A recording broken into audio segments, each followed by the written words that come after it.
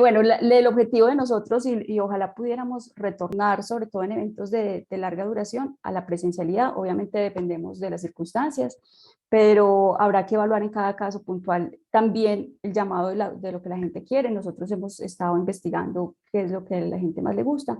En eventos largos, pues como es el caso de la Escuela de Planeación Tributaria, el objetivo sí es definitivamente que sea presencial, pero en su momento pues se informará cuando se haga la respectiva promoción del evento.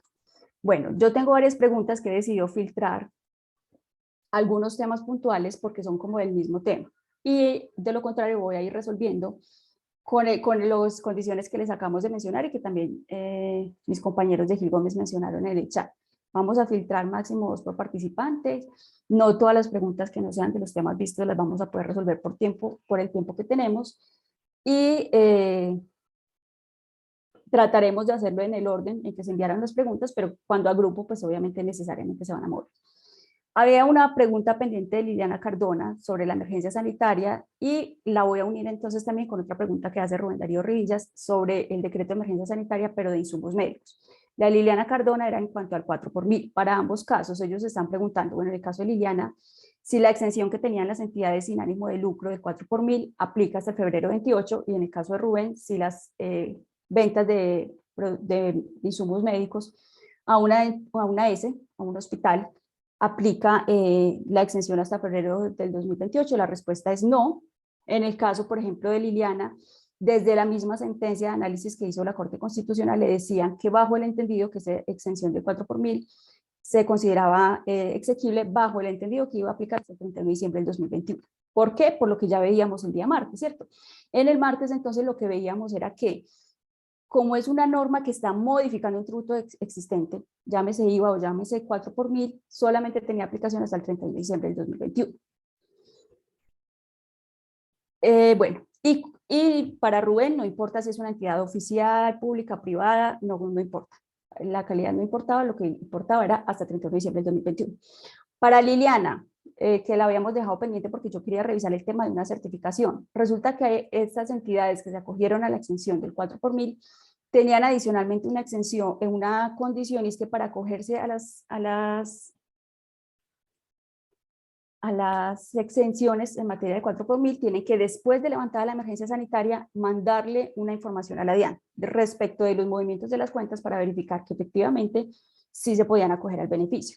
A mí en este punto, Liliana, sí me parece que puede que todavía haya plazo.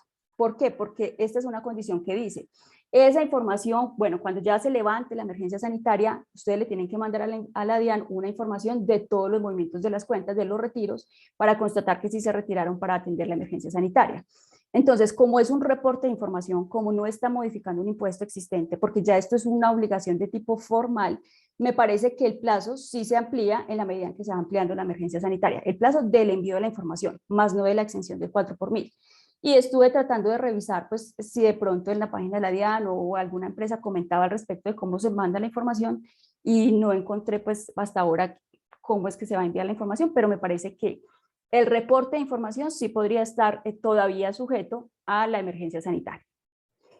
Bueno, en el tema de IVA de salud tengo varias preguntas. Una pregunta de Marcela Soto, que pregunta si una prestadora de servicios de salud que es no responsable de IVA y compró un activo fijo, que sí tiene IVA, se lo puede tomar como descuento en renta. La respuesta, Marcela, es sí, sí se puede tomar un descuento en renta porque hay una sentencia de la Corte Constitucional que declaró inexequible esa partecita que decía que solamente los responsables del IVA se lo podían tomar como descuento en renta, ¿cierto? Entonces, como esa norma fue declarada inexequible, se entiende que tanto responsables como no responsables pueden hacer uso del beneficio de tomar el IVA en activos fijos reales productivos de acuerdo con el artículo 127, es 258-1. Si quieres de pronto revisar en más detalle el tema del descuento en IVA, en nuestra publicación, que es el manual del impuesto sobre las ventas, en la página 137 está este tema respectivo. Marlene Vasco pregunta, también referente al tema del IVA en salud, si un prestador de servicios también de salud, que es cirujano plástico, es responsable de IVA y de industria y comercio, y si está obligado a facturar electrónicamente. Bueno, con el tema de las cirugías plásticas, fue una norma que tuvo vigencia solamente un año. Resulta que por solamente un año hubo un cambio normativo en el que dijeron que las cirugías plásticas que no fueran funcionales y pues para atender realmente el tema de salud, iban a estar grabadas con el impuesto sobre las ventas. Sin embargo, esa norma se derogó y quedó como estaba antes, ¿cierto? Como estaba antes, que es que todos los servicios relacionados con la salud humana, y entre ellas pueden estar los servicios de cirugías plásticas, están excluidos del IVA. Entonces, un cirujano plástico presta servicios relacionados con la salud humana, no es responsable del IVA, no importa cuánto venda, siempre será no responsable del IVA. Si está obligado a facturar electrónicamente, pues si supera los topes de las 3.500 VT, sí, porque independientemente de que sea responsable o no responsable, tiene que atender la obligación de facturar y facturando electrónicamente. Y con respecto a industria y comercio, pues tendría que mirar en qué municipio está realizando la actividad. Norma general, desde un cambio que se hizo con la ley 1819 del 2016, se estableció entonces que dentro de los servicios que se catalogan como grabados con el ICA están los servicios de profesiones liberales. Sin embargo, los municipios, algunos municipios han acogido y han definido esa actividad como con tarifa cero. El caso, por ejemplo, del municipio de Medellín. Hay municipios que han definido, yo los voy a grabar siempre y cuando devengan hasta tales valores en VT. Entonces ya tendrías que mirar en el municipio qué dice el acuerdo para saber si se graba o no se graba. Bueno, con respecto a autoconsumos, Ángela, cuando estés lista me das una señal, yo igual aquí tengo muchas preguntas. En autoconsumos, pregunta Diana León, soy una compañía del sector farmacéutico y entregamos permanentemente muestras médicas. ¿Cuál es la posición de ustedes sobre si se debe facturar o no? Gracias. Bueno, aquí con respecto a los retiros, pero que yo estoy haciendo un retiro para entregarle una muestra a un tercero, me curaría en salud haciendo la factura, ¿cierto? Porque si bien es un autoconsumo, como se lo voy a entregar a un tercero, pues lo preferiría más bien que a ese tercero se lo emita con un valor cero, con un valor simbólico, y cumplir con la obligación para demostrar que efectivamente fue una muestra. Edwin Dávila pregunta, nos dedicamos a la comercialización de productos y en ocasiones parte del producto se comercializa para dictar talleres y demostraciones del producto. Siguiendo la sentencia 25.153, ¿habría lugar a generar el IVA o no? Bueno, aquí en este caso, en el autoconsumo, Edwin, pues habría que mirar qué calidad tienen esos talleres y esas demostraciones que ustedes hacen del producto. Me explico. Yo estoy retirando mi producto para incorporarlo a un taller y este taller es grabado con el IVA. De acuerdo con la sentencia 25.153, no habría lugar a generar el IVA porque yo voy a tener un IVA generado, pero también como el taller es grabado con el IVA que consumo tiene relación directa con un ingreso grabado y por lo tanto también sería descontable, y ahí es cuando ocurre la neutralidad del tributo que menciona la norma. Pero si estamos hablando de un taller que se excluye del IVA, sí se debe generar. O cuando me dices que es para demostraciones del producto, yo no sé si de pronto es que se lo entreguen a un tercero en esas demostraciones o no lo utilicen ustedes. Si hay una entrega a un tercero, de acuerdo con esta sentencia, también tendrían que generar. Pregunta, si me facturo los autoconsumos, bueno, esto es más bien como una inquietud que yo creo que es muy general y por eso la quise dejar aquí en este punto. Y la persona dice, bueno, en los autoconsumos, ¿qué va a ocurrir? Yo me facturo, esta factura electrónica va a viajar a la DIAN y yo voy a aparecer como vendedor y como comprador. No me van a decir que en realidad voy a tener un ingreso cuando no lo tengo, porque para efectos de renta eso no es un ingreso, ¿cierto? Cuando yo genero un IVA en autoconsumo, ese IVA no tiene un ingreso asociado. Entonces sí, es una de las muchas cosas que nos va a saltar con el tema de facturación electrónica. Recordemos, no todo lo que se factura es ingreso y no todo ingreso se factura. Va a ser una situación en la que vamos a tener una factura, pero nunca va a haber reconocimiento de ingreso. Una empresa comercializa materiales de construcción grabados a San José del Guaviare. Entonces, cuando se introducen a San José, pues o al Guaviare, se tratan como excluidos de ventas. Eso lo tenemos en el manual, en la página, permítanme un segundito, en la página 72. Ahí lo pueden encontrar con más detalle estas operaciones. Sin embargo, sobre esta misma venta se deben despachar muestras sin valor comercial. Sobre esas muestras sin valor comercial se debe generar el IVA. ¿Qué normativa se debe tener en cuenta? Manuel, yo consideraría que no. ¿Por qué? Porque yo estoy dando una muestra gratis que si la vendiera, mejor dicho, la interpretación que hago en este momento es, ¿qué pasaría si yo no se lo regalo, sino que se lo vendo? Si no le dono este producto, sino que se lo vendo. Si se lo vendo, también sería excluido el IVA porque lo estoy introduciendo al territorio de San José del Guaviare. Entonces me parece que en este caso, este retiro, que no es para autoconsumo, sino para donación, como una muestra sin valor comercial, pues debiera seguir la misma suerte del bien general o del producto general, que en este caso es el despacho total, ¿cierto? Yo me imagino que para que poderle vender esos materiales de construcción te dicen, bueno, necesito unas muestras de X valor para saber si te sigo comprando. Entonces, al final esas muestras son resultados de la cotización general que toda es excluida. Entonces, me parece que podría seguir la misma suerte que el pedido total, que es excluido del IVA por introducirse al departamento del Guaviare. Pregunta Lucía Londoño si la exención de IVA en hoteles... Cuando quiera, Marcela, cuando quiera Bueno, hacemos el voy a terminar esto. intercambio. Entonces, Listo. Ujú. pregunta Lucía Londoño si la exención de IVA en hoteles aplica a hospedaje, minibar y lavandería. Yo creo, Lucía, que sí. ¿Por qué? Porque, a ver, en la redacción de ese artículo de la ley 2068 es un poquito diferente a lo que mirábamos en servicios, en la tarifa diferencial del artículo 240. Cuando uno mira la redacción, y no me quiero descachar cómo dice exactamente, dice la prestación de servicios de hotelería y turismo. Bueno, a residentes en Colombia, por quienes cuenten con la inscripción activa en el Registro Nacional de Turismo y presten los servicios en ejercicio de las funciones o actividades que según la ley le correspondan a los prestadores de servicios turísticos.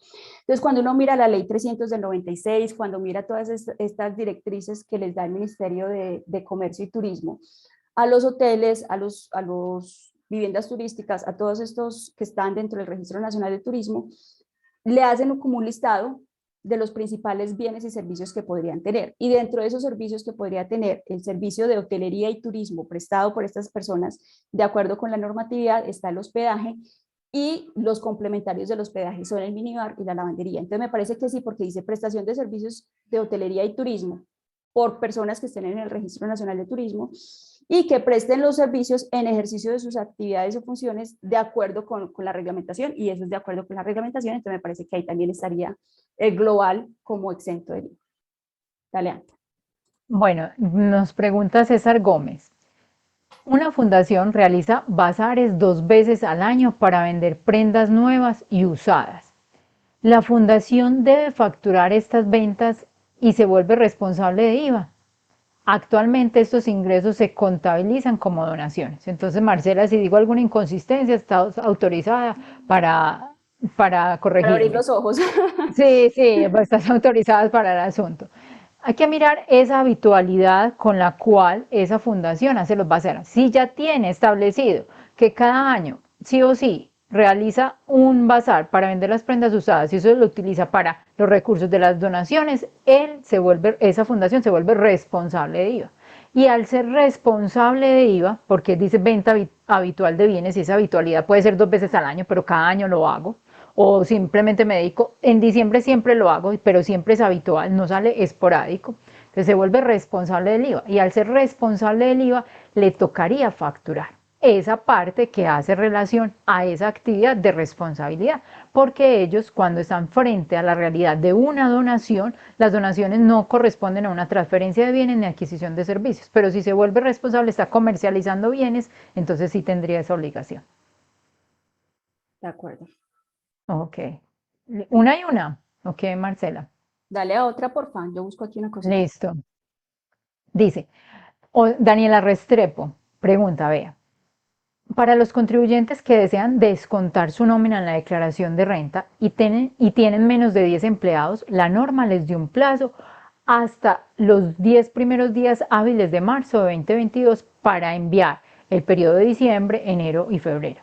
Se puede emitir y enviar a la DIAN en cualquier momento antes de esa fecha o debe ser los 10 primeros días hábiles del mes de marzo. Entonces esta norma, ellos no van a tener problema de decir, no la emití en ese periodo que correspondía porque la DIAN ya le dijo, su periodo especial para reporte de información es marzo 2022. ¿Por qué? Es que la DIAN todavía los servicios informáticos no están listos para que llegue esa otra información, porque a ese mundo de información somos muchos los que tenemos que reportar información, o son muchos contribuyentes que tienen menos de 10 empleados o hasta 10 empleados que reportarán información. Entonces la DIAN tiene que adoptar su sistema de información para que lleguen esos nuevos y no se bloqueen, porque hemos tenido problemas cuando llegan estos nuevos cumplimientos de información. Entonces, si a usted el sistema le deja, si le deja, si usted ya hizo el registro y deja hacer las pruebas, reportarlo antes, lo puede reportar, no tiene ningún problema. Pero no está condicionada la deducción a que me lo van a tomar en deducción en el año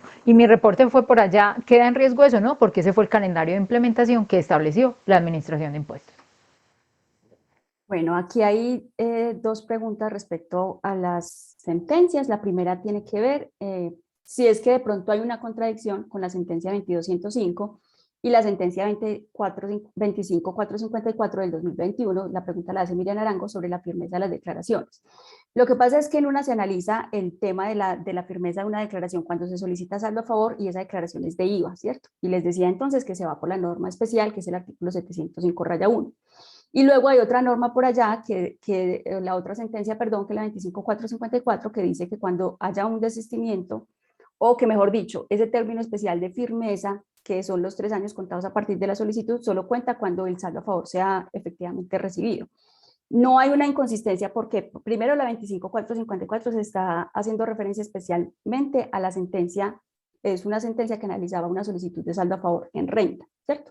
Entonces, en esa parte no, porque estamos hablando por un lado de una solicitud de saldo a favor en IVA y por la otra del saldo a favor en renta.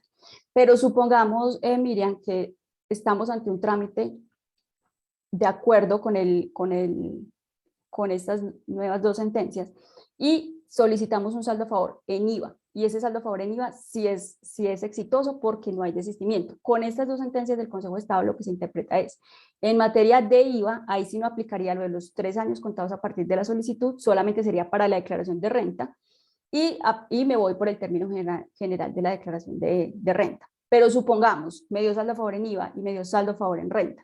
Entonces, ¿qué va a pasar? La declaración de renta me va a quedar en firme en 3 años contados a partir de la devolución exitosa. Y eso inmediatamente me va a mover la firmeza de las declaraciones de IVA y de retención en la fuente. ¿Sí? Y Omaira Molina pregunta, una pregunta muy interesante, que si sabemos si la demanda presentada sobre la sanción por periodos fiscales ya ha sido fallada. Bueno, esto es muy importante, lo tenemos aquí en nuestro libro comentado, y muchas gracias a Omaira porque me permite hacerle la cuñita aquí. Realmente no es una novedad porque la sentencia fue radicada, perdón, la demanda fue radicada desde el año 2020 y es una demanda en la que se está solicitando que se anule parcialmente el decreto reglamentario que fue el que dijo que cuando las declaraciones se presenten en el periodo que no corresponden, no tienen efecto legal alguno y sobre la cual nos están sancionando, ¿cierto? Entonces, que si debía ser bimestral y no cuatrimestral, se tiene que presentar extemporáneamente, pagar sanciones. Esa norma fue demandada, ¿cierto? Porque el decreto reglamentario está excediendo lo que dice el artículo 600. El artículo 600 en ninguna parte dijo pues que había lugar a sanción.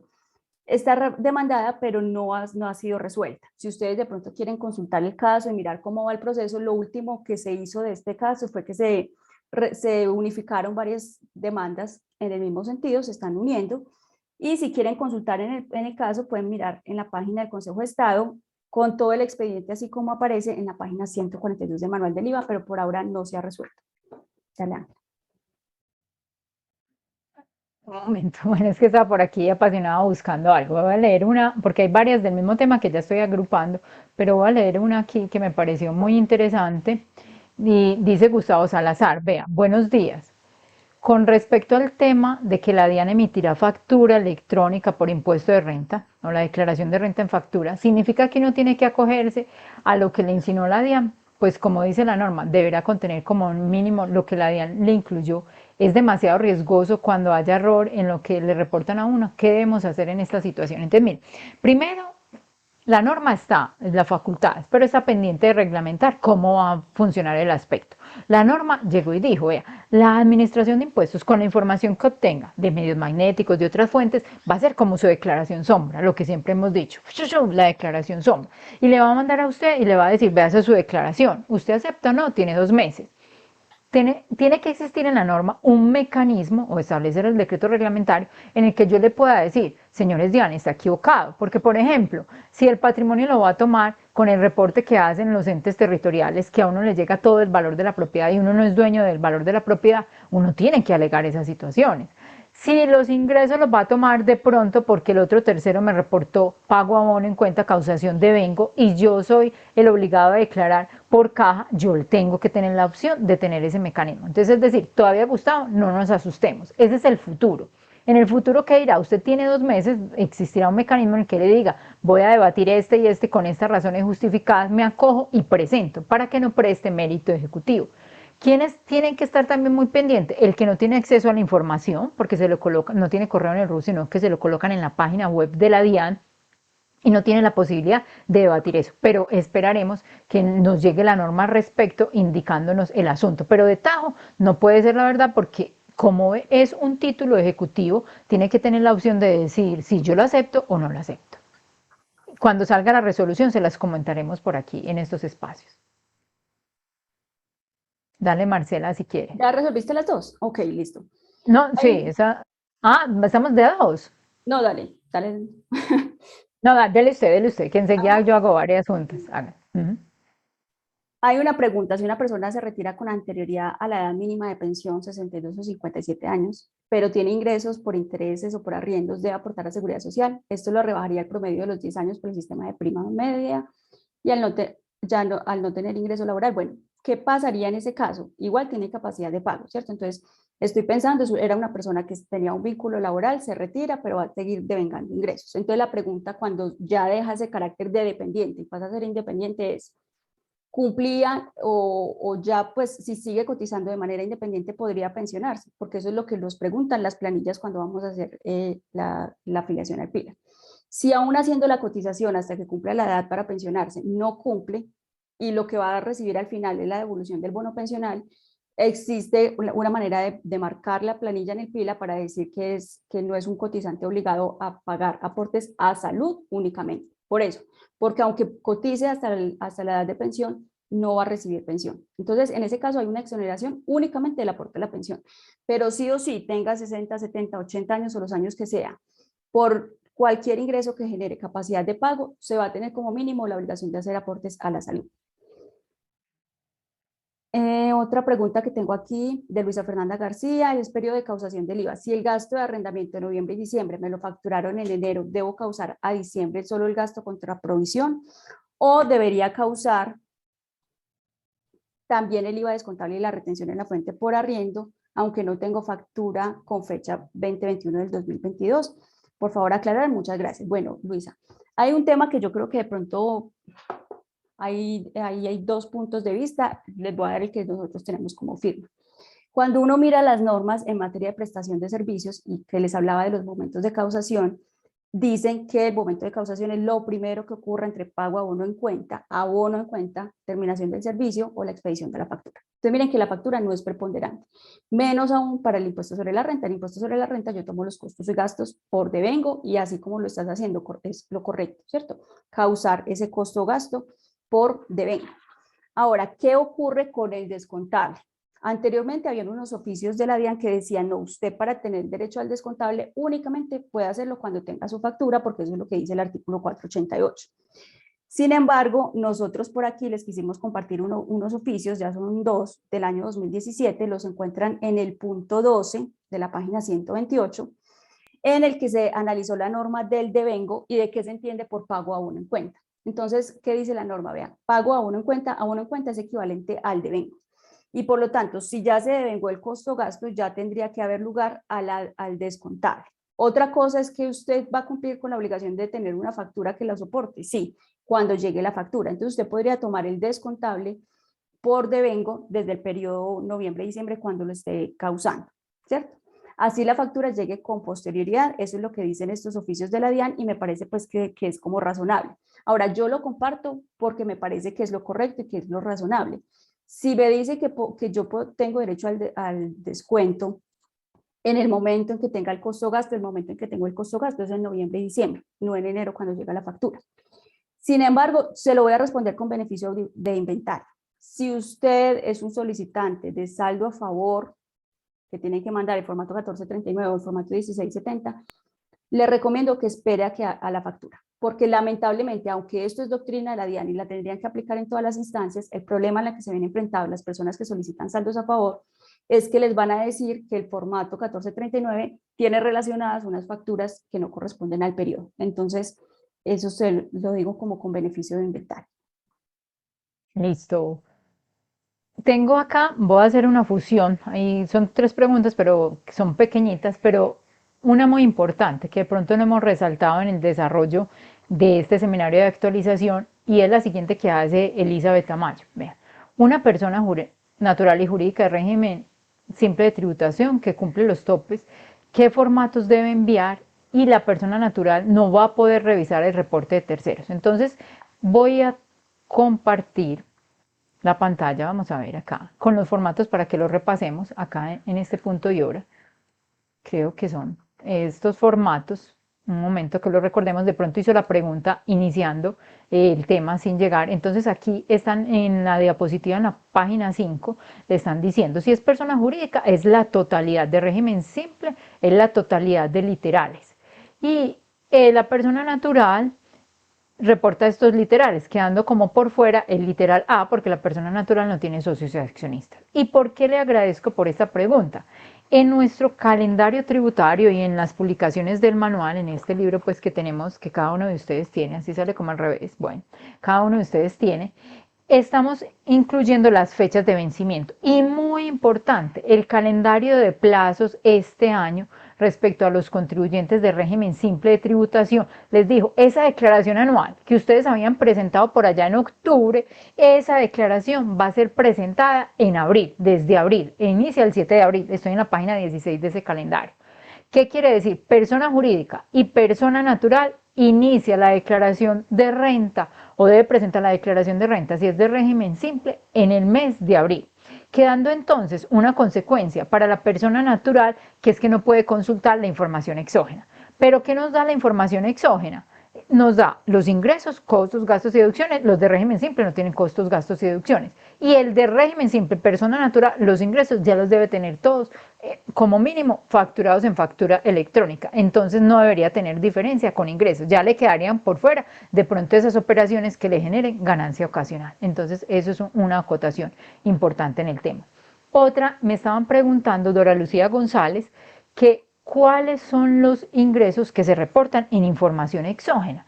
Y entonces en información exógena uno se va a la literalidad de la resolución en el artículo que nos establece la información de ingresos, artículo 19, que nos dice que debe reportar de aquellas personas por las cuales devengaron, recibieron ingresos. Es decir, si usted en su contabilidad tiene ingresos, por ejemplo, diferencia en cambio, no es un ingreso que usted recibió de un tercero. Así usted contablemente lo tenga asociado a un tercero para efectos de control, el tercero no sacó la plata del bolsillo y se lo dio a su organización. Usted simplemente por aplicación de una norma lo apuntó como un ingreso. Entonces eso no es relacionado con un tercero. Entonces usted tiene que ver que si efectivamente el ingreso hizo, el tercero sacó de sus recursos algo para su organización, ese es el ingreso que usted debe reportar. Dale, Marcela. Bueno, voy a hacer una claridad con respecto a una sentencia que no comenté hoy porque la habían comentado en la sesión de actualización del manual de retención de la fuente. Sin embargo, es importante hacerle aquí la cuñita. La pregunta es de Juan Carlos Yepes. En la página 168 del manual de IVA incluimos esta actualización que también está en el manual de retención en la fuente y tiene que ver con la sentencia 23722 del 2021. En esa sentencia habla de agentes de retención por ser proveedores de CI. Entonces, ¿qué es importante de esta sentencia? A ver, esta sentencia tiene dos puntos muy importantes que hay que resaltar. El primero de ellos, que nos dice por fin, vea, usted es un proveedor de CI, pero si usted nunca va a tener saldo a favor, si usted le está vendiendo a una CI un producto grabado, un servicio grabado, pensemos, yo soy la contadora de una CI, nunca voy a generar un saldo a favor porque yo le vendo un servicio grabado. O aun cuando le esté vendiendo exento, nunca voy a, no, perdón, en el caso es, yo nunca voy a tener una solicitud de un saldo a favor, ¿sí? O le voy a vender un producto que es excluido, por ejemplo, pero no me va a generar a mí saldos a favor, entonces no hay lugar a que practique retenciones de IVA. ¿Por qué? Porque anteriormente el artículo 437-2 por ninguna parte hacía la claridad de que esa obligación de que tienen los proveedores de SI de retenerle a su vez a sus proveedores fuera únicamente para aquellos que pretenden solicitar un saldo a favor o que le están vendiendo en calidad de exento. Entonces, eso es súper importante, porque ya nos está diciendo, vea, contador, revisor fiscal, cualquiera que le venda bienes o servicios grabados o excluidos, olvídese de que usted también tiene que tener esa obligación, a no ser que pretenda solicitar un saldo a favor. Lo otro es que le dice, bueno, para los que sí van a solicitar saldos a favor, sí o sí, usted tiene que tener esa retención de IVA porque si no, hay lugar a rechazo definitivo. Rechazo definitivo quiere decir que usted no puede enervar esas causales. Usted ya no puede corregir y volver a solicitar el saldo a favor, sino que necesariamente ya tiene que imputar ese saldo a favor, es lo único que le queda. Entonces yo creo que esas son las dos situaciones de, de esa sentencia 23722. Alejandra Yepes pregunta si los OnlyFans tiene IVA. Bueno, lo que está definido, pues, o lo que analizó específicamente el concepto de la DIAN es únicamente para las visualizaciones a través de plataformas de streaming. Y una plataforma de streaming, como les decía, es cualquier plataforma que permita visualizar contenido sin necesidad de descargarlo. Entonces, si es solo visualización, yo en realidad no sé cómo se maneja el tema. Si es solo la visualización, podría estar dentro del oficio que vemos, ¿cierto? Si hay otros temas como donaciones, como otro tipo de remuneraciones o publicidad, habría que revisarla, que eso también justamente es lo que dice el oficio de la DIAN. En OnlyFans, pues para que sepamos, ahí no solamente hay contenido para adultos, ahí hay contenido educativo de todo tipo, pero independientemente de eso, yo puedo tener, por ejemplo, en cualquier plataforma, un video en el que simplemente estoy realizando el video y voy a recibir un valor por la visualización. Entonces, por cada vista a mí me pagan. Eso es en lo que está enfocado el oficio de la DIAN. Yo también puedo decir, ay, vea, aprovechando este seminario, les voy a hacer, bueno, recibí este lapicero que escribe maravillosamente, eso es una publicidad, y como publicidad es grabado con el IVA, ¿cierto? O puedo estar haciendo bajo contrato, por ejemplo, este servicio, que es una capacitación que es, independientemente de que se realice virtual, es un servicio grabado con el IVA. Entonces, habría que revisar cuál es la remuneración que se está recibiendo, cuál es el servicio que está prestando. Y si es solo por la visualización, se considera no generador del IVA. Bueno, voy a hacer aquí una lectura de varias inquietudes, pero para que todos se sientan atendidos, pero la respuesta la voy a unificar. Entonces, preguntó alguien con el nombre de Vane. Se presentó la información exógena de una compañía a nombre de representante legal. Por ende, la empresa quedó sin presentar. Ya se presentó la de la empresa y se pagó sanción. Ya la DIAN le está escribiendo al representante que pague sanción por haber corregido la información. Si es procedente y cuánto sería la sanción. Otra persona me pregunta, Claudia Palacio, vea, en el año 2021 se presentó la información exógena, año 2020 de una empresa. El formato 2276 quedó errado porque al pasar la información quedó trocado los NIDs con los valores. La empresa realizó la corrección del formato sin liquidar sanción, ya que los valores totales de cada concepto están bien, solo que la información está trocada con los NIDs. La DIAN envió una invitación para hacer el pago de la sanción. La duda es cuál es la base para liquidar, ya que los valores del formato son los mismos, no hay una diferencia entre el inicial y la corrección. Adicional es sumar todos los conceptos de los formatos o los ingresos menos deducciones. Gracias por orientar. Por allá pregunta Marjorie, vea, en el año 2021 una sociedad corrigió los medios magnéticos del año 2019 en el formato 1001, el tipo de documento de un tercero y no liquidó sanción. Hoy recibe un correo de la DIAN informando que en el sistema figura una corrección de medios y lo invita a pagar la sanción del artículo 651 y que lo realice en los 15 días siguientes a la notificación.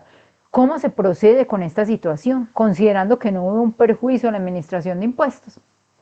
Otra, de sanción, nos preocupa mucho las sanciones. Luz Estela, se debe pagar sanción por corregir un NID en la información exógena que no implica corrección de valores en caso afirmativo sobre qué valor se calcula la sanción. Y entonces por aquí también está repetida el tema de la información exógena de corregir un año. Dice por allá otro, presenté los medios a alguien que se identifica como administrador. Presenté los medios y uno de los dígitos de la cédula se fue como un dígito de más. Posteriormente en septiembre me di cuenta de ese error y lo volví a mandar con el NID correcto, pero no cambia nada más. La cifra es bastante alta. ¿Cómo se procede ahí? Se paga una sanción, llegó la invitación de la DIAN. Entonces, gracias por todas esas preguntas que nos recuerdan que la DIAN está pendiente de toda esa modificación. Y es que a la DIAN le queda muy fácil saber que usted modificó la información exógena, ¿cierto? Él le queda absolutamente fácil identificar eso. Entonces, él ahí mismo dice modifica y va a verificar recibo de pago de sanción, no encuentra y le escribe. Entonces, ¿qué pasa? Tenemos que tener en cuenta, si usted me dice, yo modifiqué un NIT, pero no modifiqué valores, hay error en la información, porque usted dijo en el NIT primero, era de Pedrito y ya lo pasó para Juanita. Entonces la administración pudo realizar una labor de fiscalización con Pedrito y se desgastó la administración y entonces es con Juanita. En el caso de los errores de NID en el formato 2276, traslados de columnas y todo, usted tiene que cambiar. Cambia, porque este tercero era de otro valor. La base de la sanción es todo el concepto, todos los formatos 2276, todas las columnas mejor, para que quede más claro, todas las columnas del 2276. Porque aunque la cifra no le cambia, usted le dijo que ese ingreso pertenecía a otro tercero. Entonces erró la información, tiene un error en la información exógena, de tercero por tercero. Si usted llega y dice, obviamente, yo reporté la información, se me fue un número de más, el sistema me quitó el número, yo le tenía que colocar un dígito de verificación y se fue para donde no era, pero no varió el valor, varió la información, la tenía errada porque el tercero que dijo no correspondía a la realidad. ¿Y qué tenía errado? Toda esa línea que usted cambió, teniendo en cuenta que si el error es en el formato 1001 de la línea que cambió, tiene que sumar todas las columnas que representan esa modificación. ¿Listo? Bueno, entonces, ¿qué tenemos que hacer? Tenemos que tener en cuenta esta realidad porque usted puso a la DIAN a trabajar en otro asunto. ¿Qué más hay que hacer? Podemos analizar en este oficio, el C que les estoy referenciando en la página 35, la organización es referencia en la página 35 de la compañía, en el calendario, mejor en este calendario, me puse nerviosa por aquí con una nota, en esta página 35, en ese oficio 0046 en el que dice si hay realmente daño. Usted también tiene que tener en cuenta, ver, cuando usted presentó el medio magnético en forma oportuna, cuando uno realiza el mismo la descarga del prevalidador, él en forma automática trae un año distinto. Entonces usted tiene que tener en cuenta ese cambio de ese año para poder que no le genere inconsistencias. Pero si usted tiene la prueba que presentó esa información y que esa información corresponde a ese periodo, simplemente que el formato se le fue con otro año, yo no cambiaría la información, escribiría a la Administración de Impuestos un PQSR diciendo que si me pueden solicitar, que esa es la prueba, que la información correspondiente es la realidad y que simplemente tiene el periodo. Este que ya lo hizo y la Administración de Impuestos le está diciendo que está errada, usted le puede comprobar, no es errada, es en la misma cantidad de registros, el mismo total, y ahí está simplemente que hice esa modificación. Pero uno debe recordar que ese tipo de modificaciones puede solicitar a través de la ley antitrámites que le hagan el cambio en esos datos de imputación.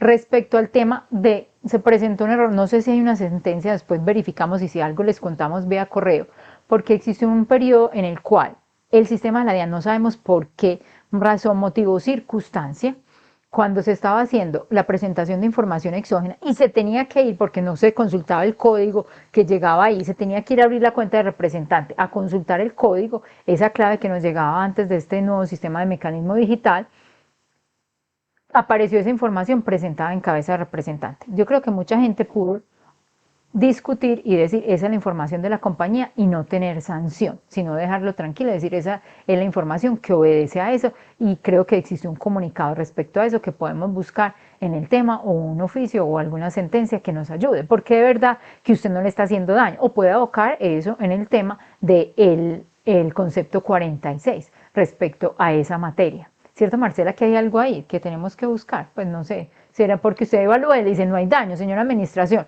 la información es la misma, no cambia, se presentó en forma oportuna, simplemente fue un esquema en el sistema. Sí, habría que solicitarlo. Ok. Bueno, voy a resolver varias preguntitas rápidas. De gerencia preguntan cuáles son los plazos para presentar la información de los 3 días sin IVA. Bueno, ahí es importante tener en cuenta, cuando uno mira la ley 2155, dice que uno tiene la obligación de reportarle a la DIAN las ventas de los días sin IVA, ¿cierto? Y como ocurrieron las jornadas el año pasado, a principio del año antes de la ley 2155, era un formatico en Excel que se le mandaba a la DIAN. Sin embargo, la resolución 117 que tienen por allá referenciada en el manual, en el artículo cuarto definió que se entiende que usted envió la información de que trata ese artículo, ese reporte de ventas exentas cuando factura electrónicamente. Entonces, cuando usted está facturando electrónicamente, ya está haciendo el reporte. O cuando tuvo una contingencia y transmite el documento electrónico de transmisión. Entonces, no va a haber este año, pues, ese formático que conocíamos en Excel que se le manda a la DIAN, porque la sola facturación electrónica o la sola transmisión de documento electrónico por contingencia se entiende, pues, que es el cumplimiento de la obligación. Si lo quieren revisar, es el artículo cuarto de la resolución 117.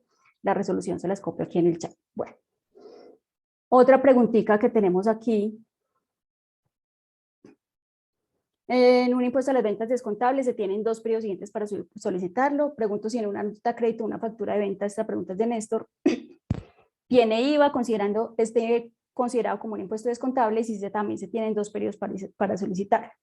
Para los que presentan cuatrimestral serán 8 meses y para el que presenta bimestral se tendrán 4 meses para reclamar o cómo se miden los periodos. No, don Néstor. A ver, ya cambiaron las periodicidades, entonces hay que tener en cuenta qué es un IVA descontable y si estamos hablando de IVA retenido. En este caso de IVA descontable la periodicidad cambió en el artículo 496, también está en esas páginas 127 y 128 de nuestro manual. Y entonces si estamos hablando de IVA descontables se tiene la oportunidad, si yo soy declarante bimestral, en el bimestre en que se causa o hasta en 3 bimestres más.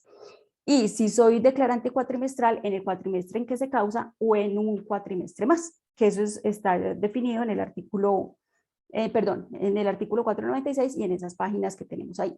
Si es una nota a crédito, entonces es un descontable, efectivamente, como usted lo menciona, y va a tener la posibilidad de tomarlo en el periodo o hasta en 3 bimestres más, o en el cuatrimestre o hasta un cuatrimestre más. Si estuviéramos hablando de RT IVA, la norma si no cambió, es el artículo 484-1, que ese es el que define que se debe tomar en 2 periodos, ¿cierto? Entonces, RT IVA 2 periodos y IVA descontables un cuatrimestre o 3 bimestres. Andrés Agudelo pregunta, en el bimestre 6 del 2021 me tomé por error un IVA descontable 2 veces, ¿hay algún problema si lo devuelvo en el bimestre 1 del 2022? Pues sí, es porque de pronto se entregaron una factura que no correspondía y la nota crédito se emitió en el bimestre 1 del 2022, no hay inconveniente. Si realmente es un error, pues lo primero sería norma general y cuál es el deber ser, se debe corregir, es la declaración del bimestre 6 del 2021. Si usted es solicitante de saldos a favor en IVA, con mayor razón porque eso le puede dar lugar a una inadmisión. Si no, pues sepa que si de pronto asume el riesgo, cuantifique cuál es el riesgo de hacerlo en el bimestre 1 del 2022 y no hacerlo en el bimestre 6 del 2021 como corresponde, porque el deber ser es que si se detecta ese error o se tomó, pensemos, se contabilizó 2 veces la factura y así se tomó, pues lo correcto es que se corrija en el periodo correspondiente, que en este caso es el bimestre 6 del 2021. Si quieres, dale, Ángela. Sí, ok. Por acá tengo dos inquietudes. Por favor, me aclaran, pregunta a alguien, ¿qué formatos presentan los agentes retenedores que no cumplen con los topes de ingresos? Entonces, los formatos que deben presentar esos agentes retenedores hacen referencia a los literales para este año, el literal A, el literal B, el literal D, el E, el G y el K. Entonces, ¿qué estamos diciendo? El A, que es de socios accionistas, que es un nuevo reporte para estos agentes de retención. La retención en la fuente que practicaron, que es el formato 1001. Entonces, 1010, formato 1001, si tiene descuentos tributarios, el formato 1004, costos y deducciones en el formato 1001, ingresos para terceros, si aplica dentro de su operación en el formato 1647, si tiene empleados vinculados a la organización o paga rentas de trabajo, el formato 2276 y todos los formatos que tengan que ver con las declaraciones tributarias. También me preguntan de medio, vea, la DIAN nos está invitando a calcular una sanción por corrección de información exógenas. ¿Qué reducciones en la sanción puedo aplicar? Entonces usted tiene que ir a mirar qué tipo de sanción está abocada y hace los cálculos. Si usted presentó, digamos, en esa información exógena, corrigió los terceros, los valores, lo que debe sumar es el total de lo que reportó nuevamente, lo que modificó. Yo tengo que revisar, no sé qué posición tiene Marcela, pero yo pienso que cuando usted tiene que hacer una corrección del tercero, así los valores no cambien, le está haciendo un daño a la administración de impuestos. Y entonces tiene que correr, tiene que calcular una sanción sobre ese valor errado del tercero. Así usted diga, las cifras no se alteran, reportó el tercero que no correspondía. Después, ¿usted qué tiene que hacer análisis? Usted llega y dice, como yo lo voy a hacer en forma voluntaria, aunque la DIAN lo esté invitando, todavía no ha llegado el pliego, entonces usted lo va a hacer en forma voluntaria, entonces tiene una reducción de un 20%. Y después de ese 20%, presentando la información y verificando los requisitos del artículo 640 del Estatuto Tributario, puede reducir esa sanción en un 50%, entonces terminaría pagando un 10% de esa base de esa sanción. Esa sería como la situación y el ejemplo lo tenemos muy sencillo en la página 35 de nuestro calendario tributario. Bueno, aquí tenemos varias preguntitas también que voy a resolver. ¿Mm? Dos que voy a sumar que tienen que ver con la declaración del impuesto al consumo con tarifa cero. Lo primero es, si no se presentó en el año 2021 formularios de infoconsumo porque estábamos a tarifa cero, si hay lugar a presentar declaración extemporáneamente. Y la otra pregunta que hace otra persona es, la declaración sí se presentó, pero se puso todo en ceros, y si entonces ahorita se corrige poniendo el valor de la base gravable y siguiendo dejando la tarifa en cero, hay lugar a corrección. Entonces, en el primer caso, pues a ver, yo nunca he estado como muy de acuerdo con esa posición de la DIAN. Me parece que no tiene sentido presentar una declaración con unos datos informativos. Entiendo que en IVA exista porque en IVA existen operaciones exentas, que el sentido de la norma nunca fue y menos castigar a un sector que de por sí ya está aporreado y precisamente por eso fue el beneficio. Pero bueno, más allá de eso, la posición, y ya la ha ratificado 2 veces más de la DIAN, es que se debía presentar la declaración y que si no se presentó hay una extemporaneidad. Habrá que evaluar entonces la empresa si decide presentarlas extemporáneamente y pagando su sanción. En el segundo caso, en el que sí presenté, pero digamos, lo dejé todo en ceros y la presenté, me parece que no hay lugar a sanción si yo la corrijo, incluyendo solamente la base gravable y siguiendo dejando el impuesto en ceros. ¿Por qué? Porque recordemos que las correcciones de las declaraciones se determinan sobre el mayor valor a pagar o el menor saldo a favor. Y en este caso, como no estoy modificando ni valor a pagar ni saldo a favor porque el valor es cero, pues entonces la podría corregir sin sanción. Bueno, hay una pregunta de Doris Puerta que dice que le llegó un requerimiento de la DIAN en el que dice que ellos tienen unos criterios y que se está tomando un descuento mayor al que le corresponde, supongo que es del IVA. Yo soy 100% importadora, por lo cual hay bimestres donde tengo muchos descontables. Pues a ver, eso habría que revisar bien su tema, Doris, revisar cuál es la inconsistencia que de pronto saltó en la DIAN. Puede ser que como la DIAN en facturación electrónica ya tiene documentos emitidos, entonces ya tiene la facturación que emiten terceros, ya tienen, si estamos hablando de una importadora, todas las declaraciones de importación también ya las tiene procesadas, ellos de pronto están notando que hay más descontables del que corresponde. Lo que usted tiene que hacer es revisar muy bien que efectivamente no se esté tomando de más. Y justamente por el conocimiento que usted tiene de su empresa, sabe que ustedes importan en unos periodos muy grandes, se llenan de stock y por lo tanto se les van a generar esos excesos de descontables, pero que se van a compensar en periodos siguientes, entonces ahí no hay ningún problema. Si yo tengo cómo soportar que efectivamente lo hice, no hay ningún inconveniente. Bueno, ¿sigo o sigue Marcela? Voy a responder una última. El Listo. servicio de restaurante en un hospital del Estado, es importante esta claridad que es del Estado porque para los demás no aplica. No se les cobra infoconsumo, sí por una sentencia integradora del 2016 que lo hizo equivalente al IVA. Pero sí para el personal acompañante del enfermo se tiene tarifa del impuesto al consumo, pues yo creo que sí, porque realmente lo que hace esta sentencia integradora es como tomar lo que había, los elementos que había en materia del impuesto sobre las ventas cuando el servicio de bares y restaurantes estaba grabado con el impuesto a las ventas. Y lo que dijo es, lo accesorio sigue la suerte de lo principal. Entonces, si hay un servicio excluido en materia de prestación de servicios médicos, la alimentación del paciente también se va a manejar como excluida. Lamentablemente en la sentencia solo se analizó que fuera hospitales públicos, que se paguen con recursos públicos, pero en el caso de la alimentación del paciente, del acompañante, pues me parece que ahí no hay una relación y que por lo tanto se debería cobrar el impuesto al consumo. Dale, Ana. Listo. Nos están preguntando, ¿cómo se reportan los ingresos de facturación POS en el formato? Si se deben reportar desde un peso. Por lo general, estas son ventas de contado sin tercero. Entonces, gracias por esa inquietud y porque me trae a colación un tema que de pronto se escapó en el asunto, en la explicación, y es el siguiente. Vean. La norma le está diciendo usted reportar desde un peso en adelante. Pero también la norma está reconociendo, hay sistemas especiales de facturación en los cuales usted clasifica a los terceros con el NID 2222 y así los debe reportar, especial aplicable al del sistema POS, ¿cierto? Entonces en el POS no identifican a los terceros, simplemente los tienen con 22 y así lo puede reportar. Pero hay una salvedad, la norma le está diciendo, si por algún mecanismo usted puede identificar a ese tercero que le está adquiriendo el bien o el servicio, repórteme ese tercero.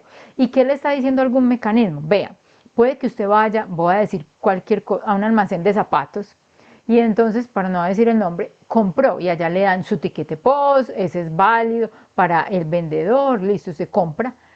Allá le identifican con el NID genérico y lo va a reportar en el 22, pero le hacen la siguiente pregunta, ¿usted tiene puntos acumulados? O cuando usted va a los almacenes de cadena, ¿usted tiene puntos acumulados? Deme el número de la cédula. Entonces, como usted ya lo tiene identificado por otro mecanismo, que es la acumulación de puntos, lo debe reportar por esa acumulación de puntos. Me hacen una pregunta y es la siguiente. Vea, ¿me puede aclarar, por favor, si el valor a informar en el formato de socios debe ser el capital suscrito y pagado? Entonces dice la norma que se debe reportar el valor de la inversión a diciembre 31, que debe ser, creo, Marcela, que es el valor suscrito y pagado, ¿cierto? Que es el que aparece en cabeza de cada uno de los socios. Sí, pues sería el valor de la inversión, Mm, ¿cierto? El valor mm. pues ese es el valor con el cual yo cuento. Posiblemente si pago una prima, pues también tengo que revisar ese valor de... Ese valor de la prima, ok. Si quiere, sigue Ok, Marcela. Mm. listo. Juan Hoyos pregunta, ¿cuál es el tratamiento del IVA de ingresos cuando se triangula? Entonces nos está contando, es una empresa que vende mercancías al exterior, la compra en China y hace el envío directamente desde China a su cliente en el exterior, que si se considera que es una exportación o si es un ingreso excluido. En este, como lo estás comentando, Juan, sería un ingreso no generador de IVA en Colombia. ¿Por qué? Porque no hay lugar a exportación. La exportación es que un bien ubicado en Colombia se venda hacia el exterior y eso no está ocurriendo. Usted lo que está haciendo es vendiendo por fuera del territorio nacional unos productos desde China al país de origen de su cliente. Entonces, en ese caso, estamos ante un hecho no generador porque la venta de bienes corporales muebles pues se entiende generadoras del IVA cuando están ubicadas en el territorio nacional.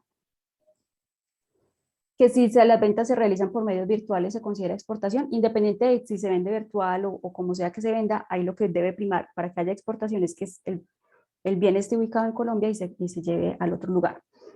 Hay una pregunta con referencia al vending o máquinas expendedoras que tengo pendiente de revisar una cosita, pero ya les voy a aclarar. Una pregunta de Néstor. Una persona natural se dedica a la agricultura y todas sus cosechas las vende a comercializadoras internacionales. Está obligada a llevar contabilidad, tiene que hacer RTIVA, si este agricultor está asociado con otra persona y tiene un contrato de cuentas en participación, ¿qué obligaciones tiene? Bueno, me voy a limitar a las obligaciones en IVA y lo que le voy a decir es, hay que revisar en tema si se dedica a la agricultura, agricultura y no al sector pecuario. Entiendo que no es un productor de leche, huevo, carnes del artículo 477, sino que por decir cualquier cosa que voy a inventar, produce banano, se lo vende a una CI para que la CI lo exporte, ¿cierto? Entonces, en este caso, no estamos ante un productor de bien exento del artículo 477. Si no estamos ante un productor de bien exento del artículo 477, sino que es un agricultor que exporta su mercancía a través de una ACI, no tiene la obligación de llevar contabilidad para efectos fiscales, porque la obligación de llevar contabilidad para efectos fiscales es para los productores de bienes exentos del artículo 477. Y tampoco para efectos comerciales, porque el Código de Comercio los define como que son no comerciantes. Entonces no tendría la obligación de llevar contabilidad. Si es productor de bienes exentos del 477, para efectos fiscales sí. ¿Tiene que hacer RTIVA? Sí, porque es proveedor de CI, entonces le tiene que hacer RTIVA a todos sus proveedores y porque cuando vaya a solicitar un saldo a favor, hay rechazo definitivo, que es la sentencia que ahorita analizábamos, si no lo tiene en cuenta. Independientemente de que se haga un contrato de cuentas en participación, entonces en los contratos de cuentas en participación, pues tiene que revisar qué rol estoy cumpliendo yo, ¿cierto? Si yo soy el socio gestor, entonces para efectos de IVA, yo soy el que respondo para todos los efectos del impuesto sobre las ventas con mis calidades, es decir, como si el otro no existiera. Entonces volvemos, si usted es el socio gestor, el agricultor, el que está vendiendo, no comerciante, pues entonces tiene que cumplir con todas estas condiciones. Si no es el socio gestor, si no es el socio oculto, por la utilidad que va a recibir, no se genera el IVA porque así lo ha establecido la norma, lo hace como muy equivalente o similar a lo que se considera un dividendo y por lo tanto no hay lugar a practicar, a generar el IVA. Otra preguntita aquí rápida. Ah, bueno, no. Dale, Ángela, que estoy filtrando entonces las que Listo. sean del tema. Bueno, aquí tengo, voy a hacer como tres aquí en el asunto. Vea, dice Eliana, vea, si una persona natural que era comerciante en 2022 terminó su negocio comercial, en el RUT se hizo el cambio en agosto del 2021 y dejó de ser agente de retención, retenedor. No presentó declaraciones de retención en la fuente durante el año 2021, estaría obligado a presentar información exógena. Él permaneció con la condición de ser agente retenedor en el año 2021. Entonces yo pienso, conociendo ese oficio de la DIAN que les dejé ahí en el material de trabajo, que teniendo esa calidad de agente de retención en la fuente, reportaría información exógena con ese grupo. Ya usted tiene que analizar ese grupo, los literales que le corresponden. Entonces, y en ese grupo sí tengo información, sí realizó operaciones, porque puede que usted diga, no, es que él tenía esa condición, pero yo voy a ver la información y no tiene operaciones. O las operaciones que tiene están relacionadas con rentas de trabajo, porque la gente de retención se tiene que ir a mirar esas dos columnas, tiene que ir a mirar esas dos columnas de rentas no laborales y rentas de capital, y de esas es que hace reporte. Entonces tendría que hacer el filtro. ¿Por qué? Yo recibí el año pasado de uno de nuestros clientes un comunicado diciendo, él aparece como agente de retención y no presentó información exógena. Se nos había escapado del mundo, lo habíamos mirado como otro con esa responsabilidad de ser agente de retención y nos tocó presentar la información exógena. ¿Listo? Esa es una parte. También me estaban preguntando, Lina, dice, para los consorcios que tengo una participación, entonces no se reporta ni cuentas del balance, ni de resultado, nada se reporta por parte del partícipe. Entonces usted tiene que ir a tener la seguridad para que esté tranquilo en ese artículo 27 de la resolución en el que le dice que esa información no la va a reportar. ¿Y cuál información? La que ya reporta el que cumple el deber formal dentro del consorcio, el que está obligado a facturar. Y entonces, ¿qué reporta él? Él va a reportar los pagos a bonos en cuenta en esa relación, formato 5247. Si hay ingresos, formato 5248. Si hay IVAs, en el 5249, el descontable y el generado en el 5250. Esa persona también tiene que reportar de esa operación qué quedó en saldos de pasivo y qué quedó en cuentas activas. Entonces usted tiene que filtrar, es decir, si esta información es la misma que ya está reportando la otra parte del contrato, yo no tengo que reportar esa información. Ángela, ¿Listo? Entonces, ¿ya terminaste? Qué pena. me faltaba media, media por allí, que es que alguien me está preguntando, vean, las fiduciarias también reportan, entonces yo no tengo que reportar esa información, no, así no dice la norma. Esto está diciendo, esta norma es únicamente para contratos de colaboración que le está diciendo, usted está en un contrato de colaboración, no reporte lo otro. Dale, Es ahora que, sí, no, es Mari. que Hildebrando nos está pidiendo intervenir, entonces Hildebrando, si puedes Ah, activar listo, el micrófono, adelante. listo. Muy bien, muchas gracias. Yo quería hacer una intervención a la sentencia 23/22 relacionada con las ventas de proveedores ACI. Sí, En el manual de retención en la fuente, manual de retención de la fuente, no en el manual del IVA, y usted me dice en qué página está la suya, la mía está en la página 216, porque el mismo contenido que tenemos en renta lo tenemos en IVA. La página 216 está en la sentencia 23.122 del 30/09 del 21. ¿Cuál es la precisión? A ver, en esta sentencia que se analizó, es muy importante precisar que hubo un rechazo definitivo de la solicitud de devolución. El rechazo definitivo se dio por una causa muy justificada y es que la solicitud la presentó con posterioridad a los 2 años a que tiene derecho. La hizo como 20 días posterior al vencimiento de los 2 años. Pero se analizó también si se tenía que pagar las retenciones en la fuente. Y al paciente que originó esta sentencia le detectaron que hizo una venta a la ACI en el mes de diciembre. porque él argumentaba que él no había vuelto a hacer ventas a una CI. Y él le hizo ventas en el mes de diciembre a esa CI y lógicamente no le cobró el IVA. Y él no demostró adicionalmente que hizo las retenciones en la fuente por el mes de diciembre por ser proveedor de una CI. Recordemos, todo proveedor de una CI se vuelve agente de retención de IVA, ¿sí? Con la condición de que esa CI utilice esa compra que hizo para exportar, ¿cierto? Entonces, a mí me convierte en exportador. Yo no cobro el IVA, pero ¿cuál es la norma? A mí me exigen que a mis proveedores que están atrás de mí, que posiblemente me vendieron esos artículos, yo les haya retenido el IVA. ¿Ves? Esa sentencia, lo que quiero hacer el análisis es, no se rechazó porque no le dio saldo a favor. Los resúmenes de esa sentencia parecen indicar que solo se rechaza si ese vendedor a esa CI tiene saldo a favor en IVA. No. A mí me parece que por yo venderle a una CI para que esa CI exporte, yo me convierto en agente retenedor de IVA. Y los saldos a favor que puedo reclamar pueden ser o de IVA o de renta. Porque el 857 numeral 5 que da el rechazo definitivo no distinguen si yo estoy solicitando un saldo a favor en IVA o un saldo a favor en renta. Entonces es muy importante para Juan Carlos, pues que hizo la pregunta, y para todos los que están interesados pues en el tema. Primera recomendación, leer la sentencia.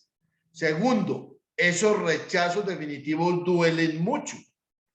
Y al doler muchos, pues hombre, es más importante ser uno muy conservador en esa interpretación, porque yo puedo tener un saldo a favor en renta y estarlo solicitando, y a su vez ser proveedor de una CI, donde al ser proveedor esa CI exportó. A mí no me dio saldo a favor en IVA, digámoslo a mí como vendedor a esa CI, pero me dio saldo a favor en renta. Y esa devolución que estoy solicitando del saldo a favor en renta me puede poner en prietas calzas, porque yo debí de haber retenido sobre IVA a mis proveedores, aunque esté solicitando una devolución en renta.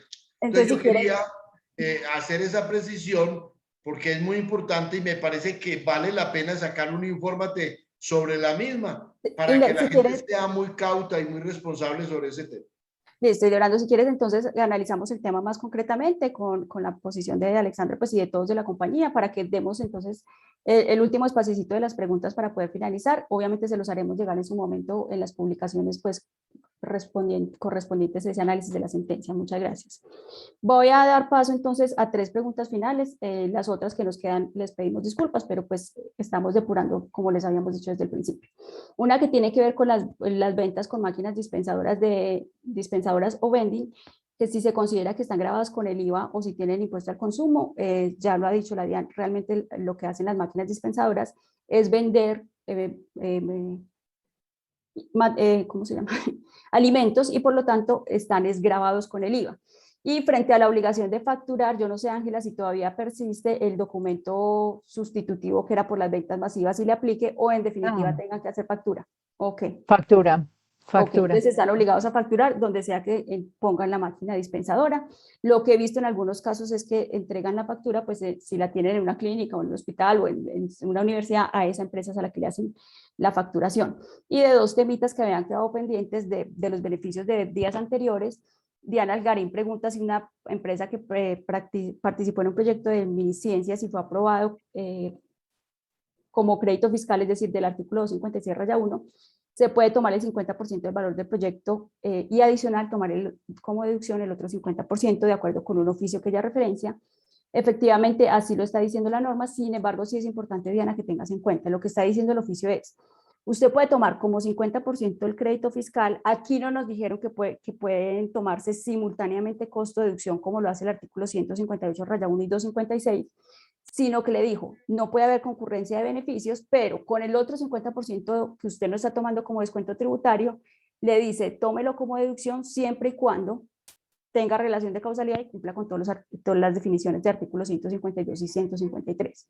Y por último, ya para continuar las ultimitas de Ángela, pregunta Lina Dulfay si hay algún tratamiento preferencial o algún beneficio tributario para contratar personas mayores de 60 años. Sí, desde el año 2020 se emitió la ley 2040 que también permite una deducción del 100% para deducciones de contratación al adulto mayor.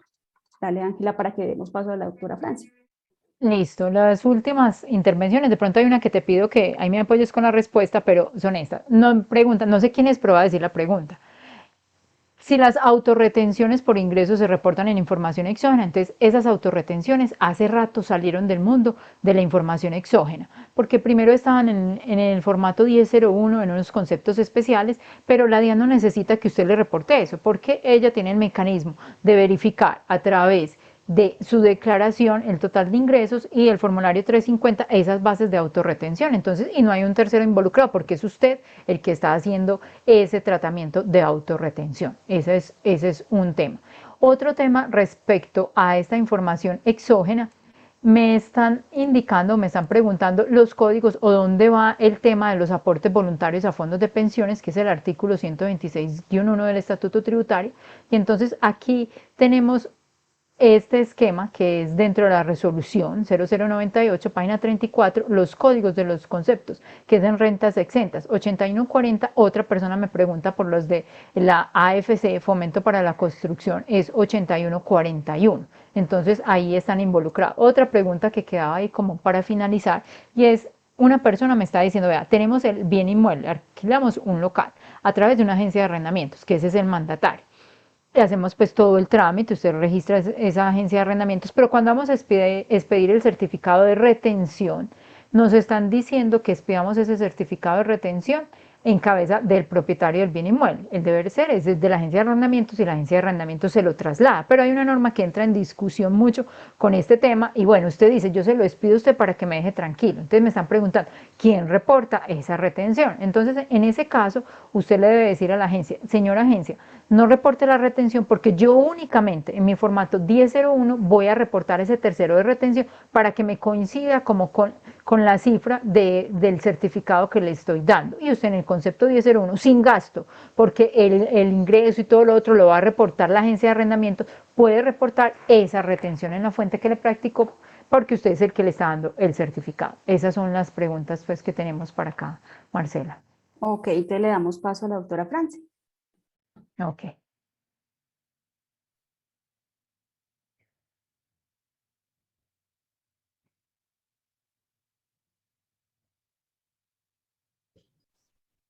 Bueno, muy buenos días. Buenos días.